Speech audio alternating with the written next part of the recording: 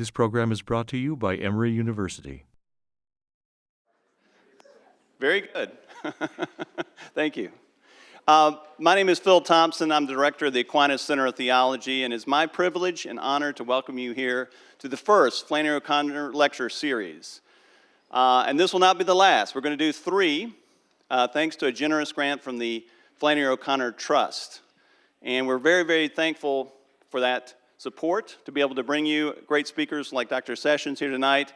And I'd like to especially thank Ms. Louise Florencourt, who is here up front, one of the trustees with the Flannery O'Connor Trust, for her support.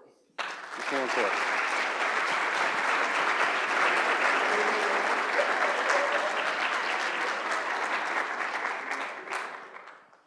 And we've sold out 2 lectures on Flannery O'Connor. 500 people want to come hear Flannery O'Connor 50 years after her death. I think that says something about somebody. And believe me, I know, because it's not always easy to fill up lectures. So this is quite an honor, I think, and reflects the legacy of Flannery O'Connor. The motto of the Aquinas Center of Theology is transforming lives through the search for God's wisdom. And we truly believe that Flannery O'Connor is one of those deep sources for all of us to think about life. And Dr. Sessions' talk is going to be about life and death. And he's going to look at Flannery O'Connor, he's going to look at Sigmund Freud, and he's going to open up new ideas and new thoughts for many of us to think about this all-important issue.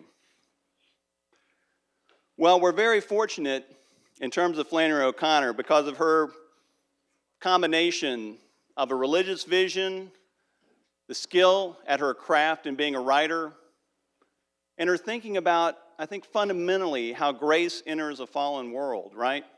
She is sometimes criticized, oh, your characters are too stark, there's too much violence.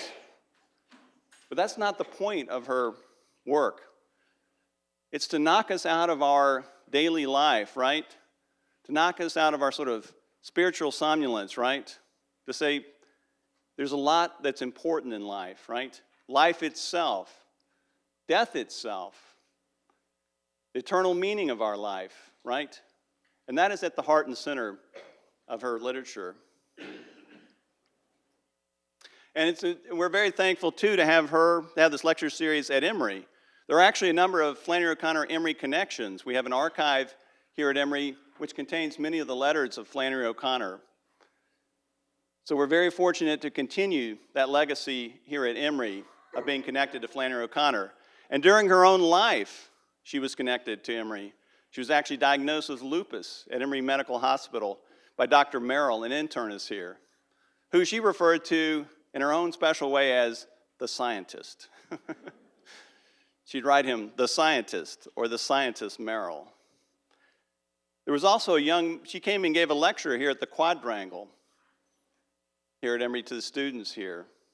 I just wish I could go back in time to see that. But one of the young students there was too shy to go up and talk to her after her talk, but he wrote her and said, I'm having a spiritual crisis, and here are the problems I'm having. And Flannery O'Connor, and this is something I think people don't fully appreciate about her, was her charity. She wrote back to that student again and again, counseling him about how to deal with his spiritual challenge. And she said religion, she told the student, religion kept her a skeptic about what she was told when she was a student. And it told her to wait, don't bite on this, get a wider picture, continue to read. That student went on to become a poet and essayist. So there's many pieces of Flannery O'Connor's life, like her connections to Emory, that people aren't fully aware of, and we hope that's one of the things that this lecture series and related activities will bring to light. But tonight we continue that Emory Flannery O'Connor connection with an excellent lecture by Dr. William Sessions. I have read his lecture, and I give it my imprimatur for what it's worth.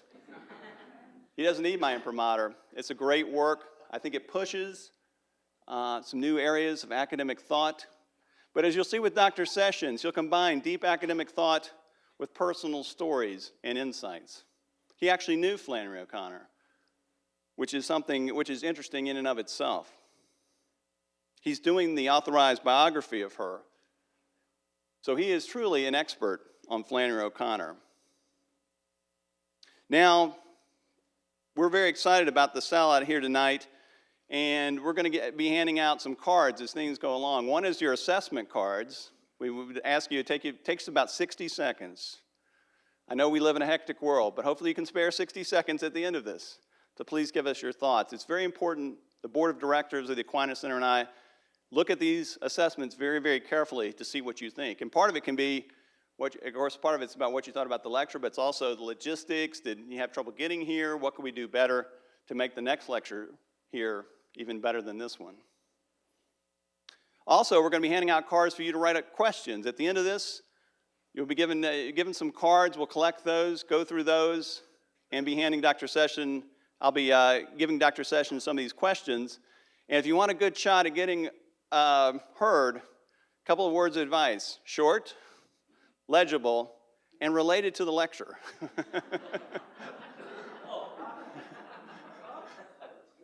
No offense, but sometimes people go, what do you think about the election, Dr. Sessions? And what would Flannery O'Connor think about the last debate? Interesting question, not really relevant to this evening.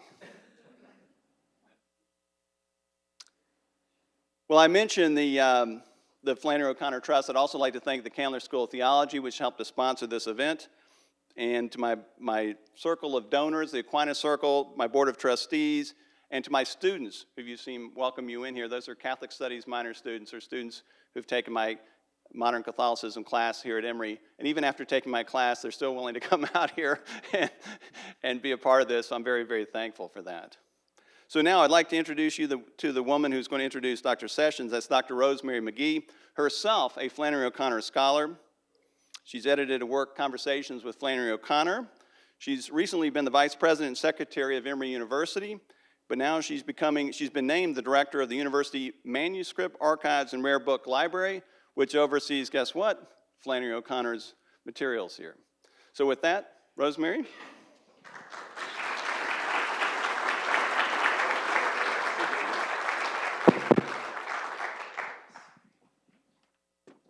Thank you so much, Philip, and thanks to all of you for being here. It's a real sincere honor and privilege to be a part of this, and also my pleasure and honor to introduce Dr. William Sessions and to participate in some small way in this remarkable event this evening.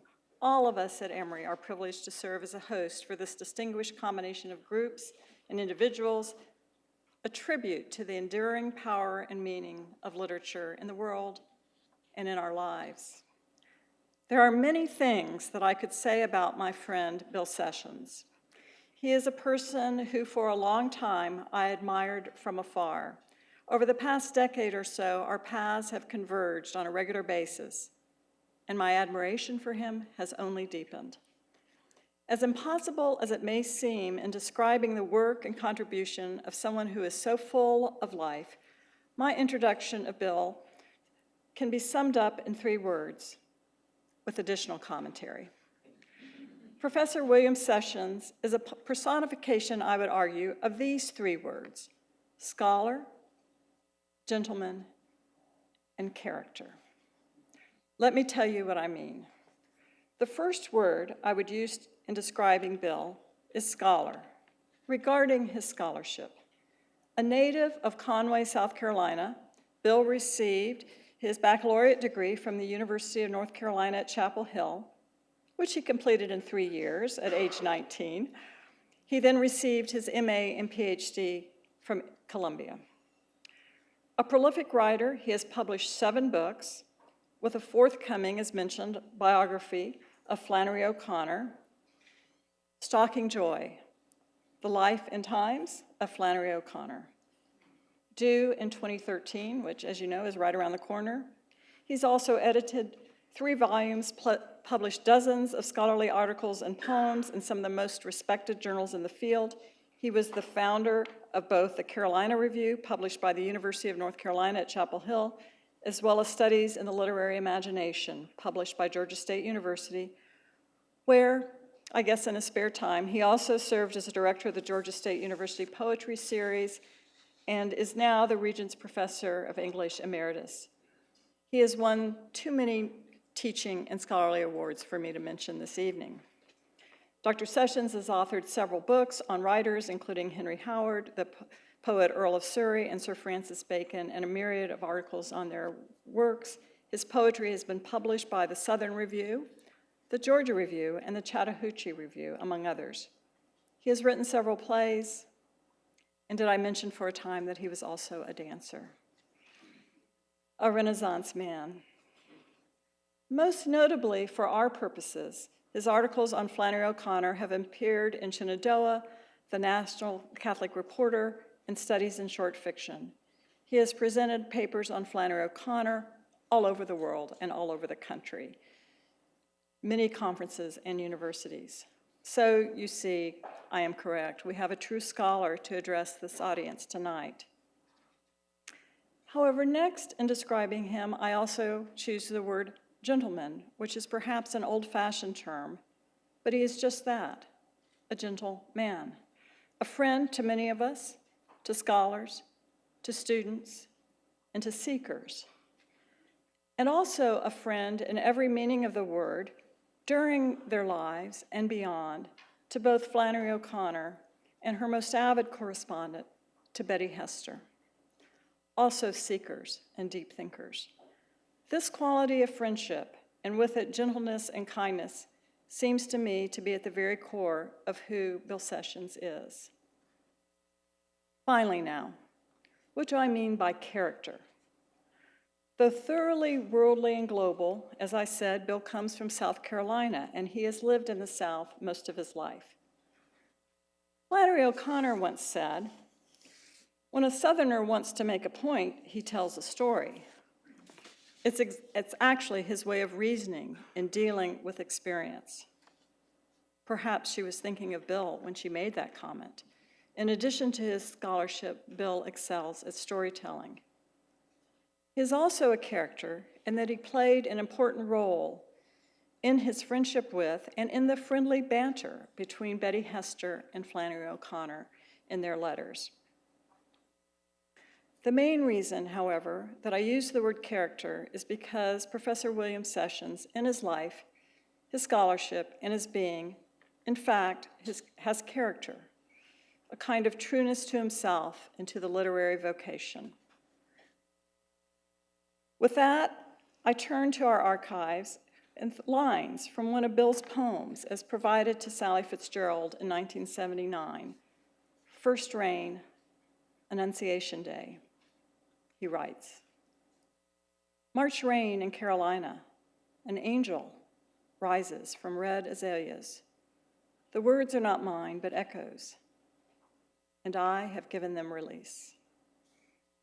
Bill, we thank you for releasing those words and many more. Ladies and gentlemen, I give you Dr. William Sessions, scholar, gentleman, and man of character. His topic tonight is Flannery O'Connor and Freud, the meaning of life and death.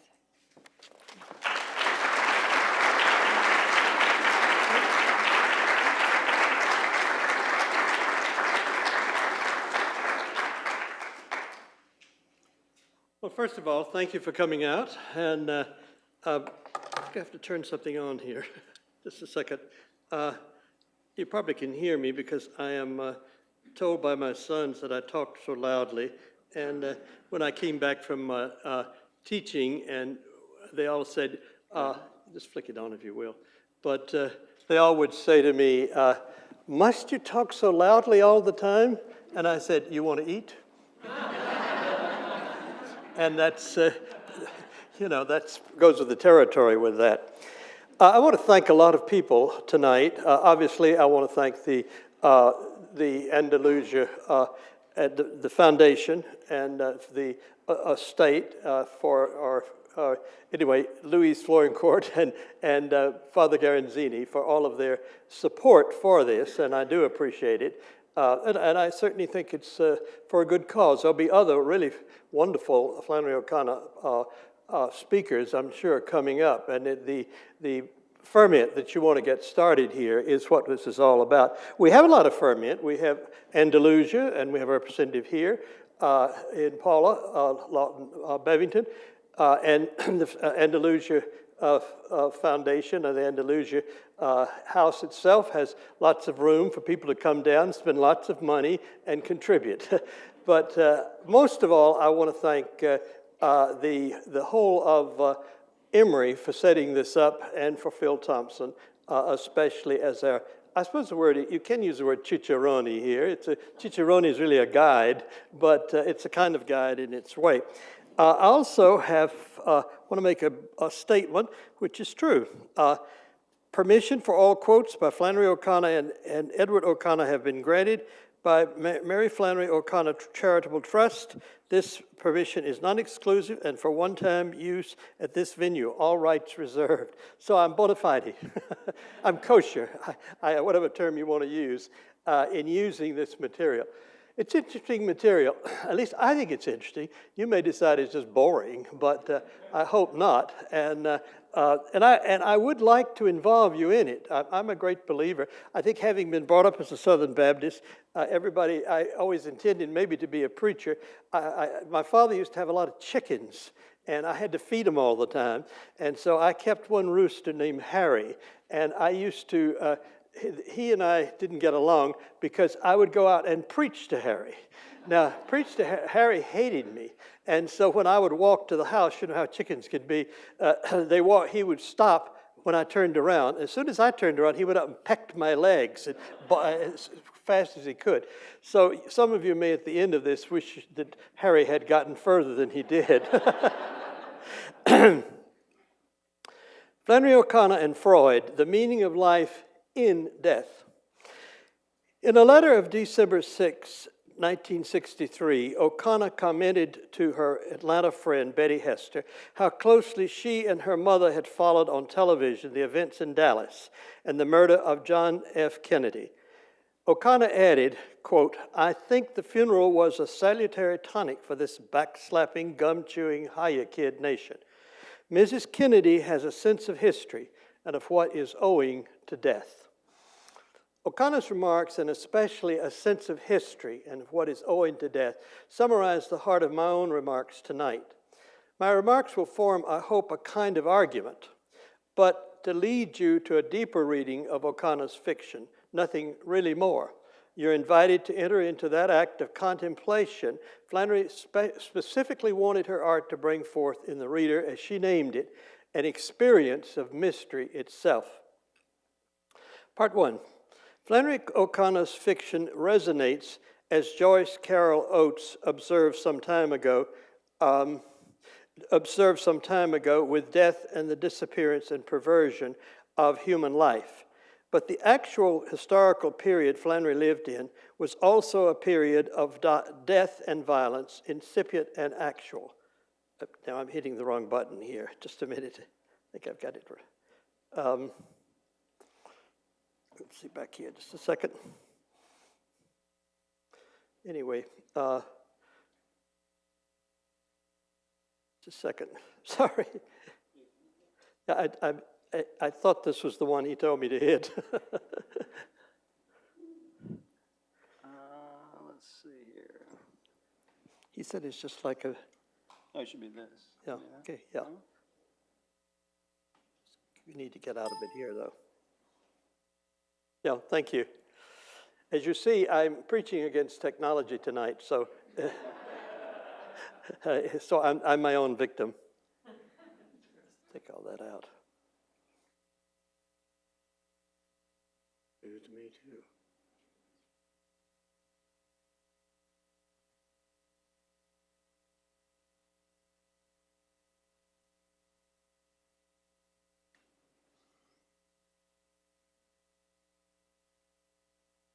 Well, this is something like original sin. You see, you made a comment and you're not forgiven.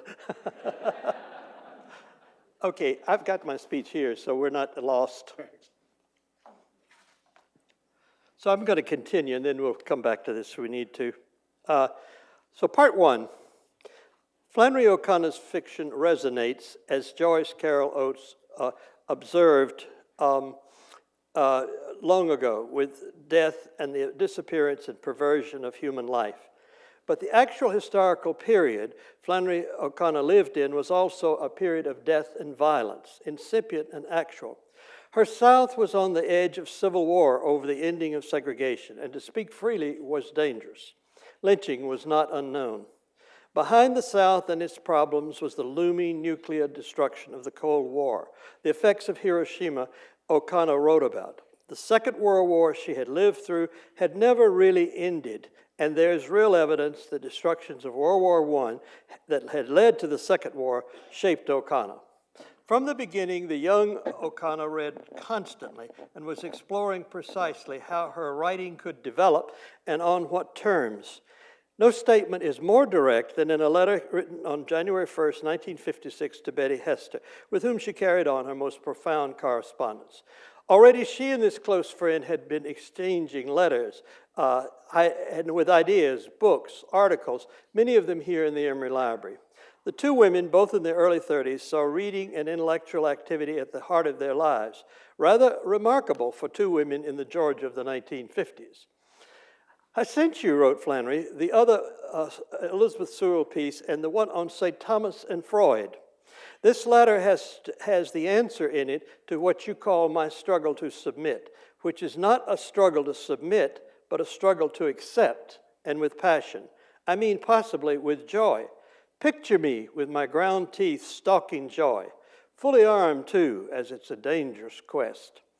Then O'Connor added in the letter, the other day I ran up on a wonderful quotation by Cyril of Jerusalem instructing the catechumens, and she quoted, the dragon is at the side of the road watching those who pass. Take care lest he devour you. You are going to the Father of souls, but it is necessary to pass by the dragon. Passing by the dragon became a kind of emblem for understanding the work and even life of Flannery O'Connor. The Georgia writer was born only 7 years after the First World War and lived until she was 12 in Savannah. Her antebellum townhouse, essentially given to her parents by a wealthy cousin, stood on Lafayette Square across from the Catholic Cathedral of St. John the Baptist. The child heard its booming bells not only every hour or half hour, but every quarter hour. And on hearing the bells, the devout were to pause and repeat the Hail Mary prayer with its conclusion, pray for us sinners now and at the hour of our death. Thus, if the bells tolled the death message over that Atlantic port city, the last major stop at that time before Havana and the Latin American world, Savannah itself also illustrated quite fully what she was learning in school about the Christian teaching of original sin and most, if not all, of the 7 deadly sins. All her parochial school study of the Roman Catechism and all her learning of the rituals and habits of the ancient church, little Mary Flannery could balance with what she observed in the racially and socially mixed port city. Her religion gave her a frame for interpreting reality and life, for better or worse. So whatever a reader may think of Flannery O'Connor's Catholicism, its steady habits and dogma, were as natural to her in that square, which was like, in fact, a square in Havana or Mexico City. It was as natural to her as breathing. Her religion was as natural, for that matter, as the color of Toni Morrison's skin or Saul Bellows' Judaism, as with those other two masters of contemporary American fiction.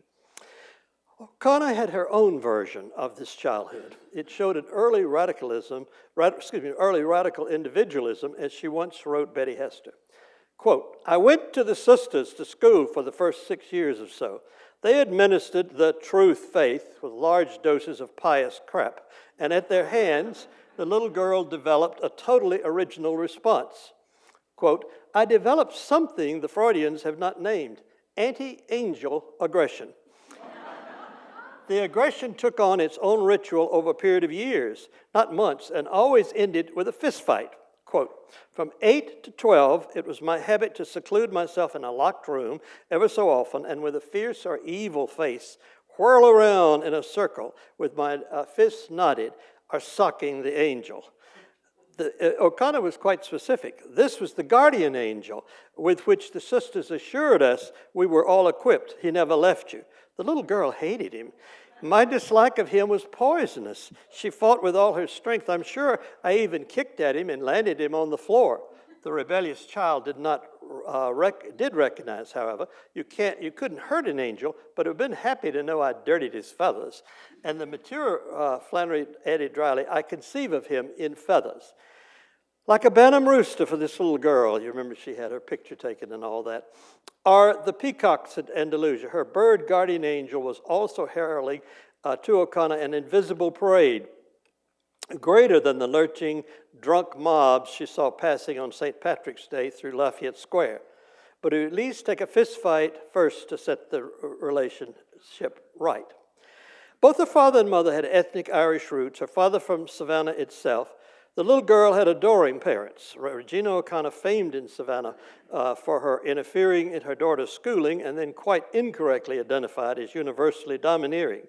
From the earliest years, the father was always there and in the background taking pictures, for example, with his box camera. And I think Ed was much more than what Sally Fitzgerald had named him, the invisible father. Soon after little Mary Flannery O'Connor was born, the American Depression hit the already depressed port of Savannah. Ed O'Connor may have been a bon vivant young man with social friends, but after considerable success in the military, he was almost a total failure in selling real estate and in construction. He was too detached. Among other things, sitting silent or reading for hours at home, he had secretly wanted to be a writer. Regina was dismayed he never worked on projects or planned ahead like a young man on the make. Increasingly, there was no money for the table. Furthermore, it appears that as Regina correctly grew more demanding, Ed grew more conscious of what he could not shake, the memories of his experience fighting in France, the memory of the dead that made him, like Hemingway, one more example of what Gertrude Stein called the lost generation. France had been the highest point of his life. Ed had come over to France having been singled out and made an officer because of his previous military experience on the Mexican border, chasing Pancho Villa. By 1917, Ed's prowess and courage had brought him to one of the most technologically advanced military duties on the war front.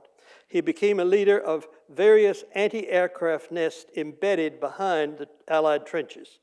Since 1915, the German superiority in aircraft and its outstanding pilots, like the aristocrat von Richthofen, called the Red Baron, who was famous as a master of the art of strafing, dominated.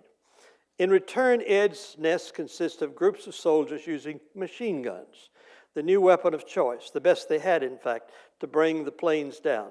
As dangerous for Ed and his men and as crude as such nests could be, they succeeded amazingly. Ed O'Connor and his group were awarded the Croix de Guerre in 1918. By the late 1920s, back in Savannah for a decade, Ed's career was headed for collapse. Then suddenly, just before 1930, the little girl saw a change in her father. Shortly before, Ed O'Connor had discovered the American Legion, an organization of national veterans of the war, originally conceived with honoring the dead and the living veterans. Mary Flannery saw her father wake up. He became energized as she had never seen him before, and this time he was making speeches everywhere and writing articles for the Savannah newspaper on the subject of remembering the war dead. He would soon become commander of the American Legion for the entire state of Georgia and a friend of both Senator Russell and Senator George, who asked him to come to Washington. At this point, Flannery O'Connor began to understand her father for the first time. In his speeches given for 3 or 4 years all over Georgia, what the little girl heard was a father alive and intense and commanding. Surprising to all, Ed was capable of delivering speeches that electrified and drew audiences, and most of all, of writing the English language with an unusual command of rhetoric. Before the war, in his 2 years of college at Mount St. Mary's in Maryland, Ed had studied Latin and Greek, and now in his speeches he showed this oratorical power of language learned there. The little girl during her grammar school years was learning directly and indirectly the power of the English language from Ed, and hearing her father time after time, she could not but develop an ear for herself to compose such rhetorical language. In a particular speech given in Atlanta at American Legion Convention shortly before Veterans Day 1936, with Regina and Flannery in the audience, Ed revealed his passion for the subject of remembering the war dead. Here he demonstrated those rhetorical devices, oratorical structures he had learned in college from the Greeks and Romans. Tonight I read you only the first part of the speech. It's its opening salvo, and it's what Cicero and the Greeks call exordium, that is a beginning, to get people started, exhorted. For the little girl in the audience with her mother, the silent father revealed himself as never before. In fact, the father's opening directly recalled France, even its language, and then reconstructed through Ed's power of syntax a moment at the battlefront itself. In this and in so many references to France, Ed in his speeches is not silent about the burden of memory he had borne from World War I. The little girl could hear her father's inner struggle being turned into controlled rhetoric, feeling into art. If this meditation on death was a call to arms for the Legion, it was ironically another way of preparing for death. In this case, Ed's own death. Exactly 5 years later, the father would die of the same disease of lupus that would later devour his daughter. Most remarkable of all, in 1936, this speech and others introduced from the father's voice to that daughter gave lessons to and models for her own amazing power of language. Here's the opening to Ed's speech. On Wednesday morning, it will be 18 years since I heard the joyous cry of L'armistice, L'armistice on the lips of the war-weary French soldier. His cry was echoed in the heart of 2 million American soldiers. This day is not dedicated to war or the memories of war. It is dedicated to peace. It commemorates the day when the war was ended. To the American soldier, it was a day of release.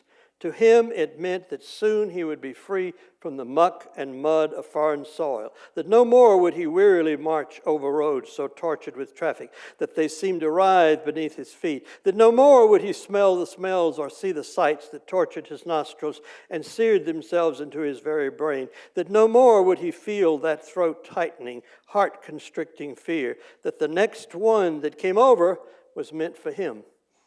And when the dusk that marked the end of another day rolled slowly up from the hills behind him, his comrades would gather behind some hill, and there, possibly put into a shallow grave, a shallow trench, all that was left of him. Part 2. In his last novel, The Thanatos Syndrome, Walker Percy's main character, Tom Moore, saw the First World War as an enormous act of suicide, one of Percy's personal and fictional themes. For Walker's character, the war Ed O'Connor fought in and whose dead in France Ed felt all his life obliged to remember, marked the end not only of Western history, but distinctly human culture itself. Referring to 1916, Percy's modern Thomas More announces in The Thanatos Syndrome, quote, "In the course of these 2 battles, 2 million young men were killed toward no discernible end. As Dr. Freud might have said, the age of Thanatos had begun." Freud did, in fact, say exactly that, as I discovered, but Walker did not know. Percy's Thomas More had not read enough in the incisive work of the great 20th century moral interpreter of both culture and history.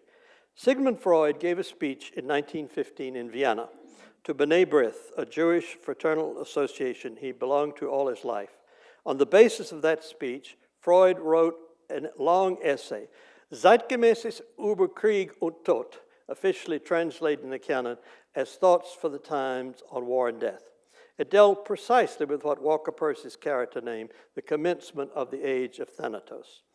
In his speech, Freud showed his great sorrow at the breakdown of his European progressive world in the horrors of modern technological warfare.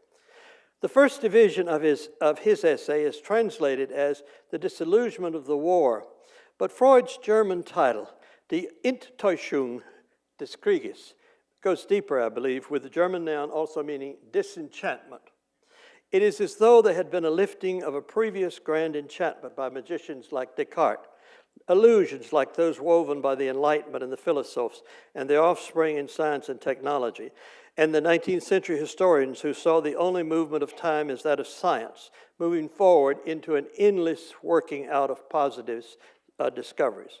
In the midst of European 19th century certainty, the Victorian poet Robert Browning had actually proclaimed, live on, the best is yet to come." Even the American president, Woodrow Wilson, had declared in 1918 the First World War would be the war to end all wars. In his speech in Vienna to B'nai B'rith, less than a year after the war had begun, Freud was dismayed, declaring, We cannot but feel that no event has ever destroyed so much that is precious in the common possessions of humanity, confused so many of the clearest intelligence, or so thoroughly debased what is highest.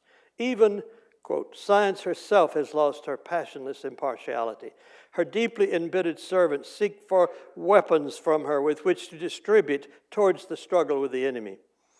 The results could be, Freud prophesied, disastrous. It turned out to be a modest prophecy.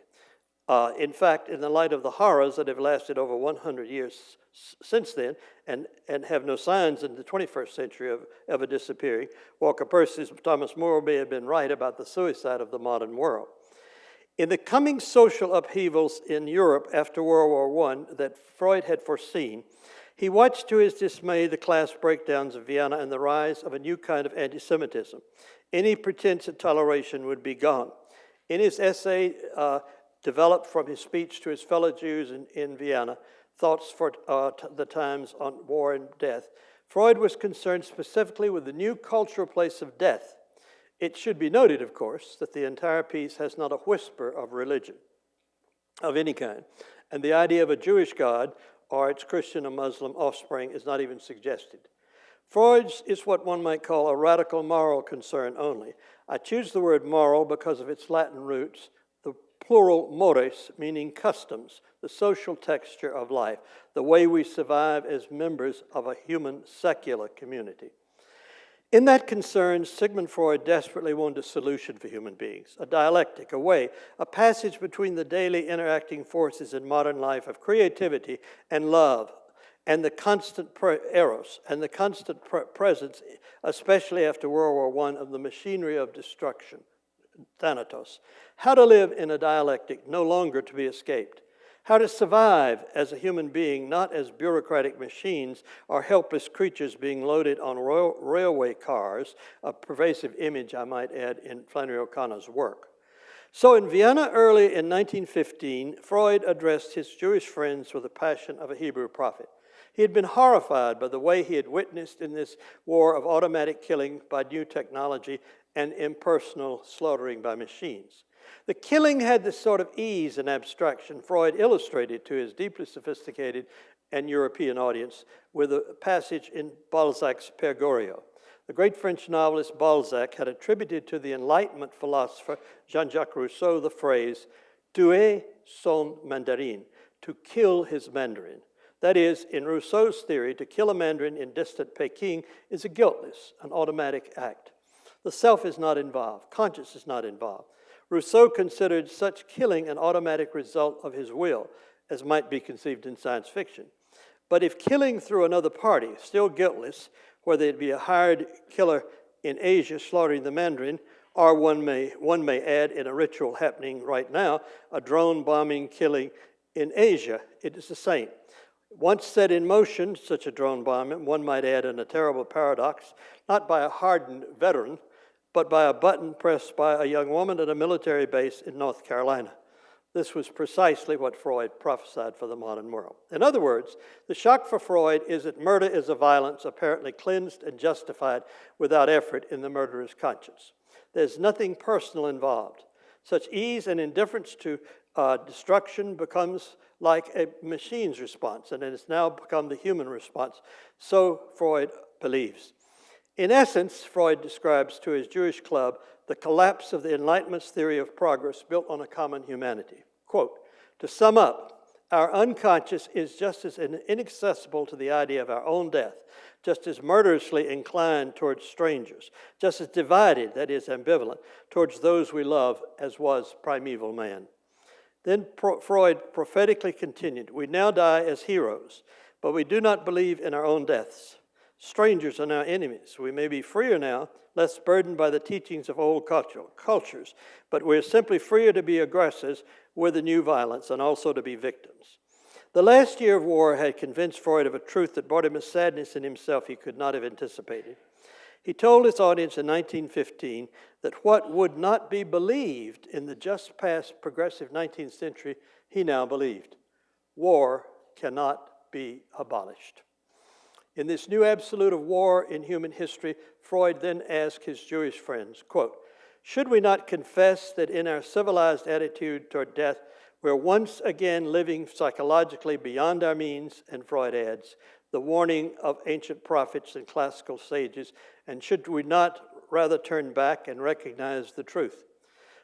Freud concluded with what must have seemed ironic wisdom and startling ambiguity for somebody speaking in Vienna, one of the most civilized societies in the world in 1950. Surprise in Freud's conclusion is his use of an ancient paradox found in Roman and classical teaching. Freud turned to no religious text of any kind.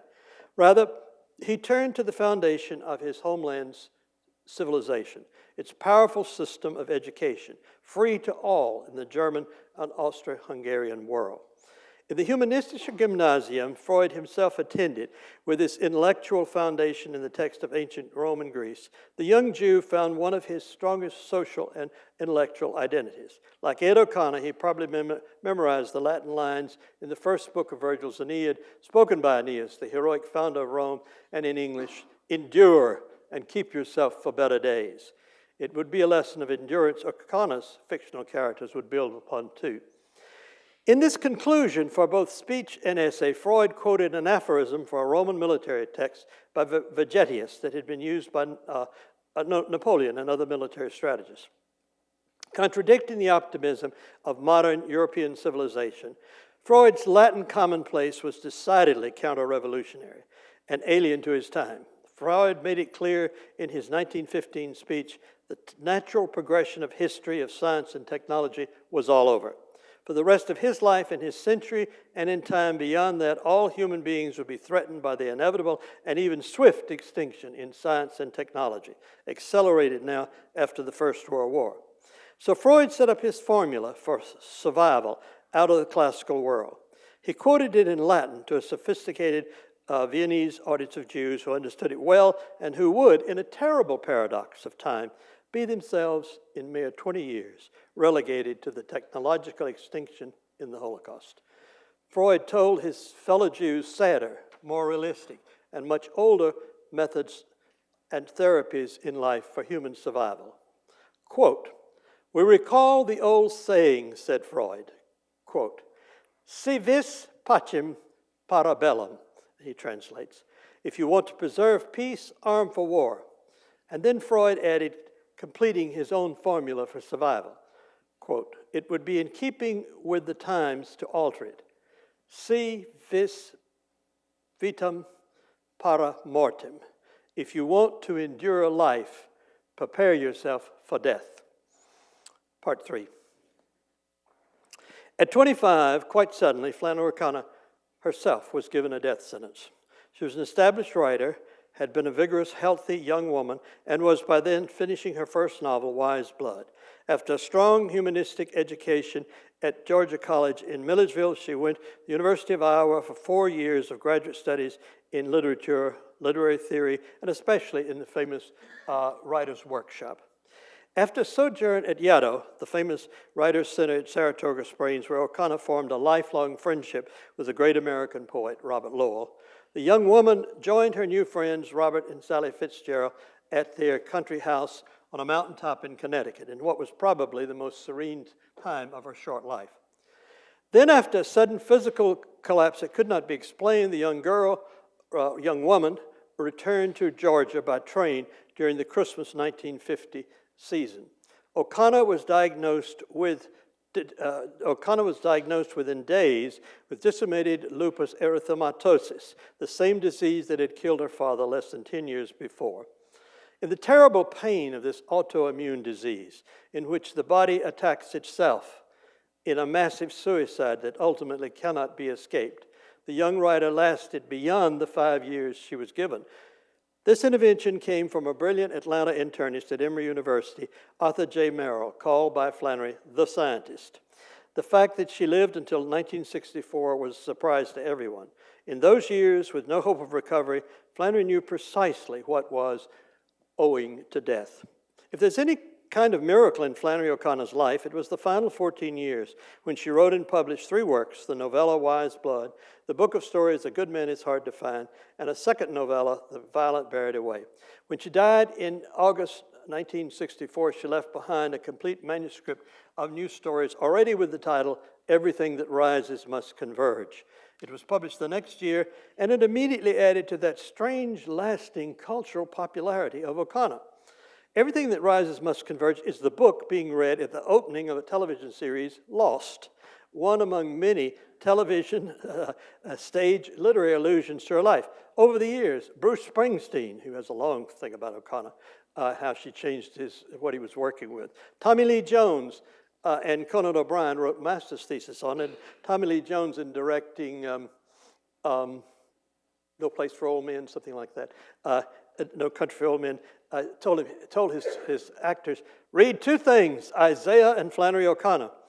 And then Conan O'Brien, who wrote his, and he's referred to her several times, but others I know. Sissy Spacek, who is dying to play Regina, I'm told, and Natalie Portman, and the dancer choreographer Twyla Tharp have invoked O'Connor. The Japanese Nobel Prize winner Kenzaburo Oi quoted in 1995 O'Connor in his speech accepting the prize. And like most of these, Oi had no official religion and was religiously quite alien to that fundament of religion in her stories. What focuses this profound attention then on her work? I think it comes from what we have been observing. In her fiction, there is that, quote, sense of history and what is owing to death. It is precisely what Sigmund Freud was talking about when he saw the recognition of death as a way to gain greater life. The passage before the dragon in Flannery's terms. In fact, I shall take up as proof of two examples of Flannery's living dialectic of her characters, both characters trapped between the forces of Thanatos and Eros. It is an example of how we can take the teachings of Freud in this instant to the fiction of O'Connor. In the story whose title became the title of her greatest volume, A Good Man is Hard to Find, the head of the criminal gang who has escaped from jail and captured a family that made a wrong turn on a deserted road is called the Misfit. Probably her most anthologized and popular story, and so admired by Truman Capote that he used its concept of death and punishment for his novel, In Cold Blood, or not quite a novel, as you know. O'Connor's story takes its meaning from the virtual soliloquy of the misfit to the old grandmother, who is not yet murdered, but soon will be. After hearing pistol shots from the woods, and no one presumed left alive, even the baby boy, the old woman begins to mumble, Jesus, Jesus. The misfit picks up that reference and proclaims a line that I once heard an Emory theologian tell an audience that it should be added to the 4 Christian Gospels. Yes'm, the misfit said as if he agreed. Jesus throwed everything off balance. The killer continues. It was the same with him as with me, except he hadn't committed any crime. And they could prove I had committed one all because they had the papers on me, although they never showed me my papers. As a result of this confusion, I call myself the misfit, he said, because I can't make what all I'd done wrong fit with all I'd gone through in punishment. The misfit is interrupted by, quote, a piercing scream from the woods, followed quickly by a pistol report. When the grandmother offers to give him all the money she has, the misfit gives a tight-lipped aphoristic retort. Lady, the misfit said, looking beyond her far into the woods, there never was a body what give an undertaker a tip. The old woman knows her murder is imminent, but she is silent as the misfit talks further on in the pain of his existence. He has learned a unique lesson, he tells the grandmother. Only in murdering or inflicting hurt can that human being find any joy or eros at all. Quote, Jesus was the only one that raised the dead, the misfit continued, and he shouldn't have done it. He'd thrown everything off balance. If he did what he said, then it's nothing for you to do but throw away everything and follow him. And if he didn't, there's nothing for you to do but enjoy the few minutes you got left the best way you can. Killing somebody, burning down his house, or doing some other meanness to him. No pleasure but meanness. More terrified, the old woman mumbles, maybe he didn't raise the dead. The misfit wakes up. I wasn't there, so I can't say he didn't. And added, I wished I'd been there. He hits the ground with his fist. It ain't right I wasn't there, because if I'd been there, I would have known. At his outburst, the woman suddenly feels sympathy, reaches out for him, and touches his body. He shoots her 3 times through the chest and then tells one of the criminals to come back from the woods. She would have been a good woman if somebody had been there to shoot her every minute of her life. Flannery O'Connor's posthumous book, Everything That Rises Must Converge, ends in 3 stories that I call a triptych because of their luminosity. In the story Revelation, which I'll now take up, Mrs. Ruby Turpin has received an insult in a doctor's office that she cannot shake off. Like the misfit, she has confronted a sense of death, certainly extinction of what has driven her life. It cannot be escaped. The insult has threatened her belief in the saved status of her life and the certainty of her world. Ruby had always known Jesus did raise the dead and that he is her personal Savior and supports her world. She's astounded now at the sense of loss she has been made to suffer. Where is Jesus? The insult in the story occurs in a doctor's office from a fellow patient also waiting. The other patient is a mentally unstable young woman, and Flannery has this note. She goes to Wellesley.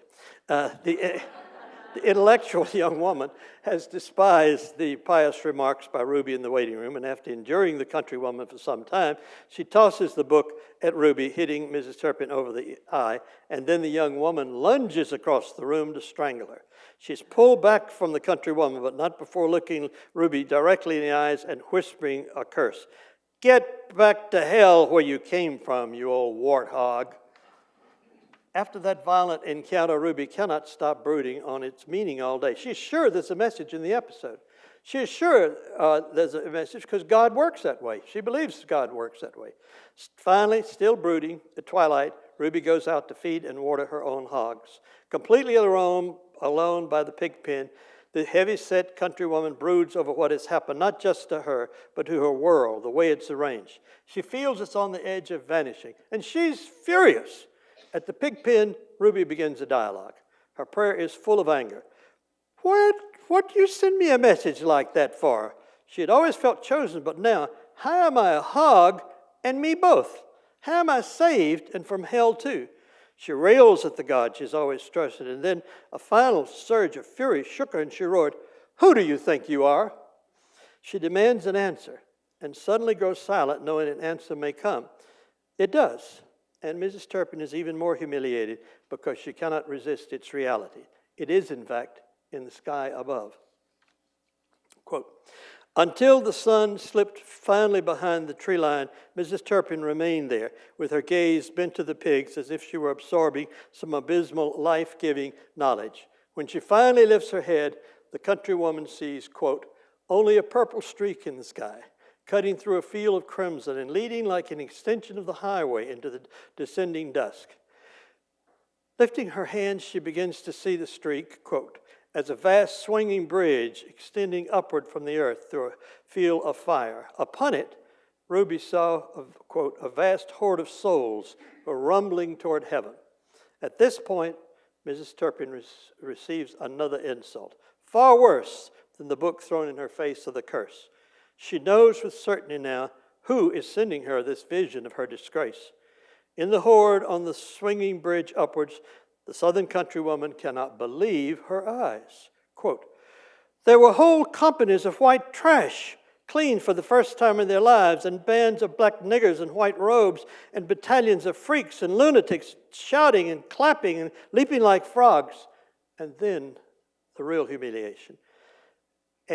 Quote, and bringing up the end of the procession was a tribe of people whom she recognized at once as those who, like herself and her husband, had always had a little of everything and the God-given wit to use it right.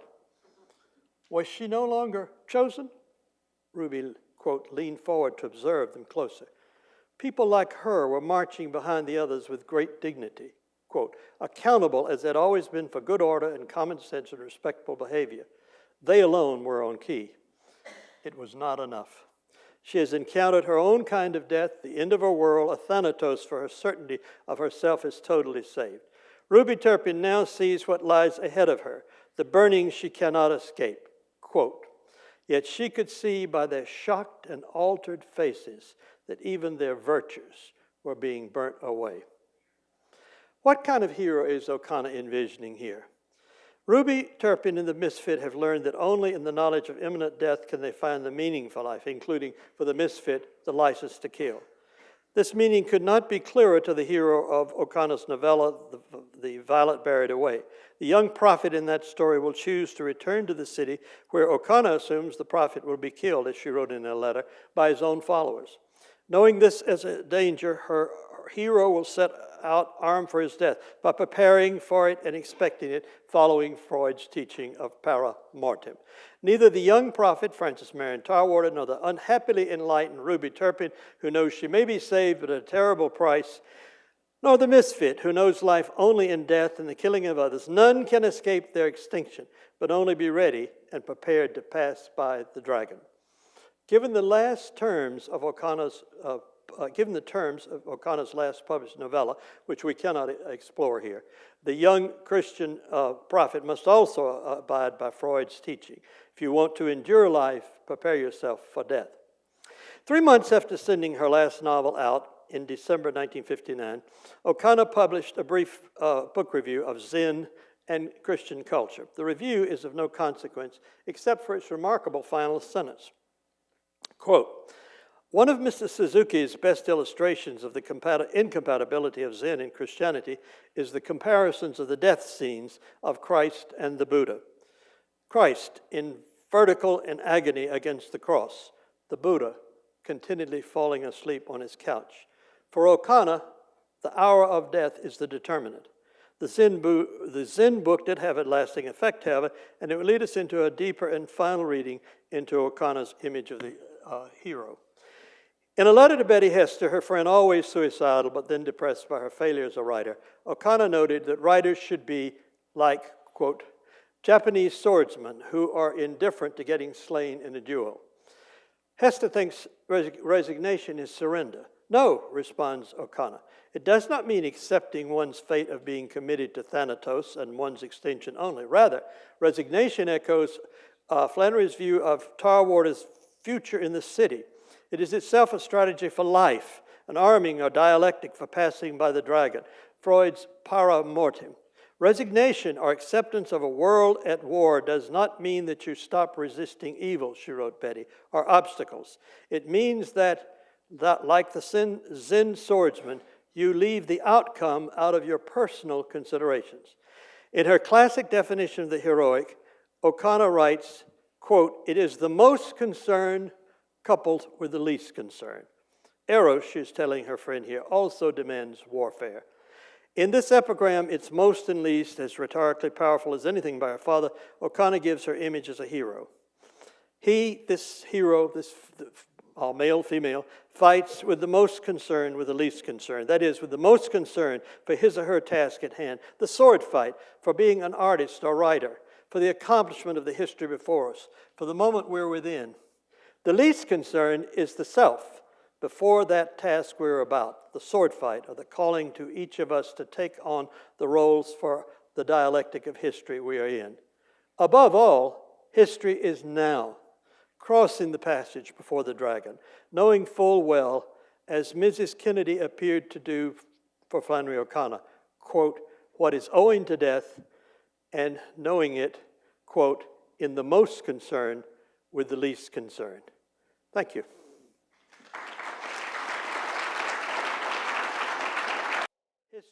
The preceding program is copyrighted by Emory University.